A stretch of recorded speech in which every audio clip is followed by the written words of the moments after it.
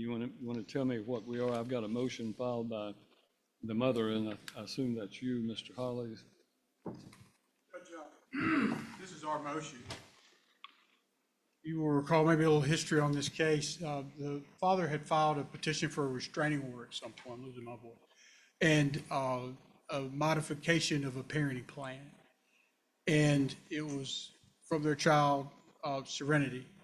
And the father was alleging that the child had been by the boyfriend of the mother. And prior to the hearing on the restraining order, if I remember right, even the filing of it, the father had made these allegations to the police in Humphreys County. They came to CPS here, did a forensic. Department of Children's Services was involved, CPS was involved, the police were involved. After they interviewed the child, there was no evidence to do anything, and they gave the child back to the mother right after the interview. But then we came to court and we went through this process again. The court, and part of the agreement with DCS was no contact with the boyfriend of the mother. She agreed to do that there. We said that in the hearing. The court dismissed the restraining order and reinforced that no contact order with the boyfriend. Right now, the boyfriend's Mr. Flanagan is dealing with Mr. Hornick down in Waverly, and they're going through the motions of the case. So it's still out there. In the meantime, the father has moved to Montgomery County, a little over 30 miles, about 38 miles from where he was. The parties were still going back and forth and doing some exchanging. The mother was working with him, changing some days and things of that nature. I understand he no longer employed where he was. He got a job somewhere else and whatnot. So she was working with them, going back and forth a little bit.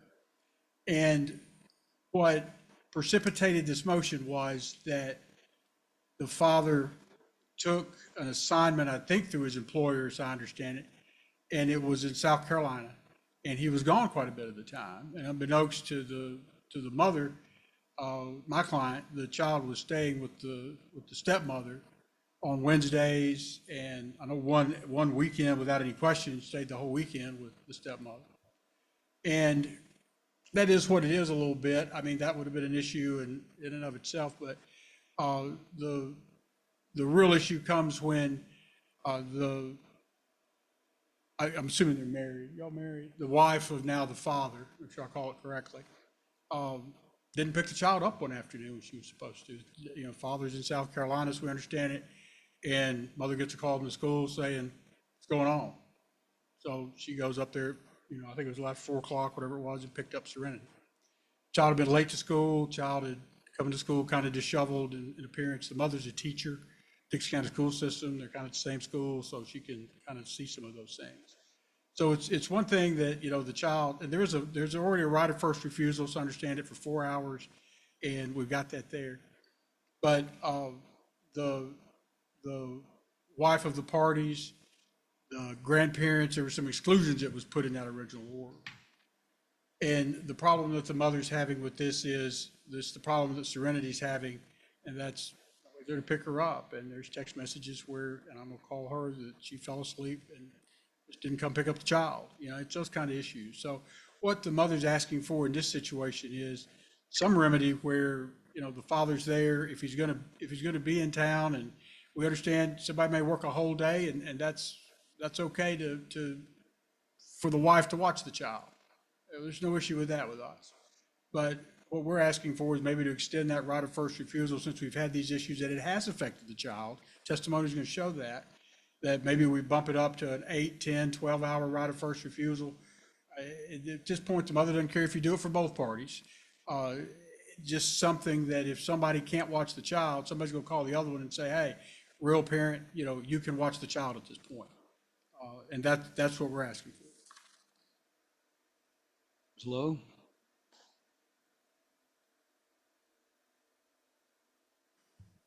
Briefly, to begin with, as I said, we had a few procedural concerns about how this is before the court. Back in March of 2024, we filed a petition to modify the parenting plan.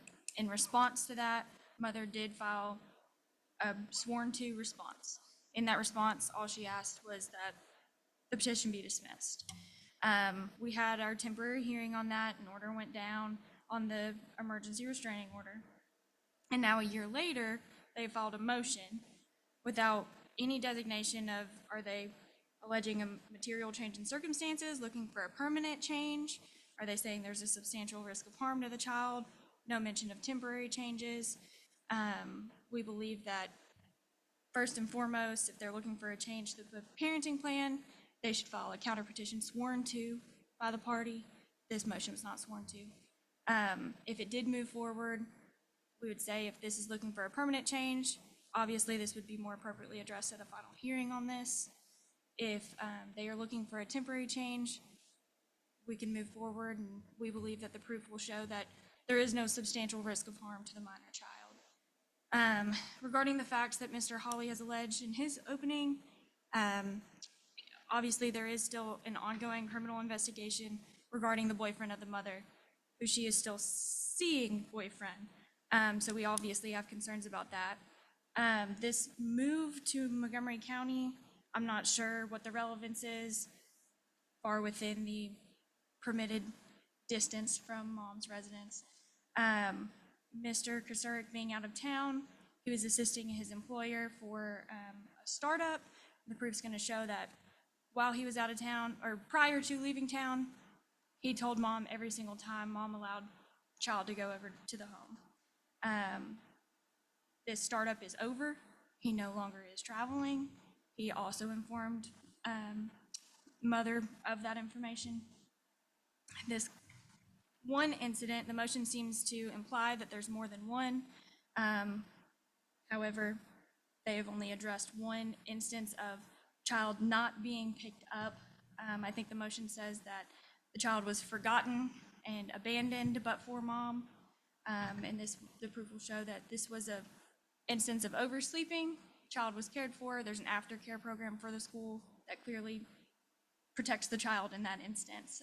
And upon realizing the occurrence, mom was notified, everyone was notified, no issues were raised. So we believe that the proof would show that there's no substantial harm, risk of harm to the child at this point, and that this motion is a frivolous motion at this time.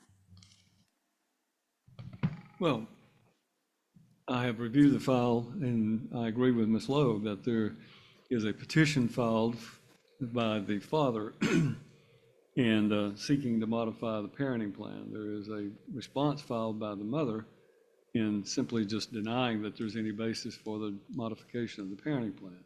Therefore, the mother has not sought any affirmative relief, but this motion that has been filed does seek, in my opinion, a modification of the original parenting plan.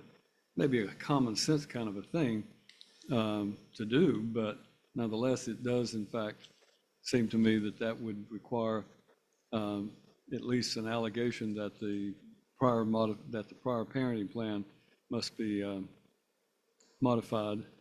So in the absence of a counterclaim by the mother, it is my opinion that the court does not have jurisdiction to modify the order on her request to provide that's what she's asking for.